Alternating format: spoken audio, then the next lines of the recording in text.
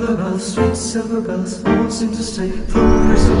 Christmas is here, bringing good cheer to young and old. Make it ding dong, that is the song. Major for me, Marahay na aldaw mga tugang, paghurup-hurupan po niyato, maging saksi kan kaugmahan asing pagkamuot kan Dios.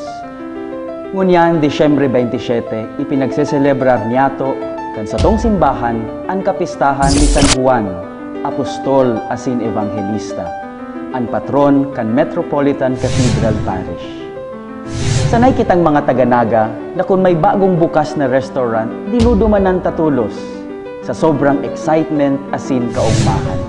Asin dailang kita minaduman na solo, kundi maugmang inaalok ta pa ang sa tong pamilya asin mga kabarkada. Tanganing malasahan asin ma-eksperyensyahan maninda ang masiram na pagkakan asin magayon na lugar. Siring man kaini ang pagkatawo asin misyon kan namumuta na disipulo na si San Juan. Sa Ebanghelyo ngunyan mahihinanyog niyato na kan maaraman na nabuhay liwat si Jesus, paspas na duminalagan si San Juan, pasiring sa lulubngan, pano-pano nin excitement asin kaugmahan.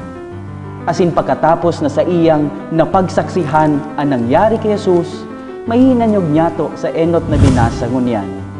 Iheneras ni San Juan sa paagi nin pagsurat ang pagsaksing ini.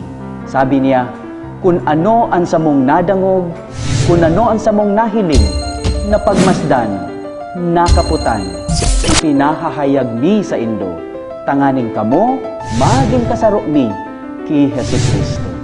Asin tanganing ang satong kaugmahan, magkaigwa nin kapanoan. Mga tugang, siring sa excitement sa bagong bukas na restaurant, siring sa mga mago, siring sa mga pastor na nakasakpagsaksi kan pagkamundag ni Jesus, siring ki San Juan. Ngunyan na Pasko, maging saksi kita sa kaugmahan asin pagkamuot kan Dios. Amen.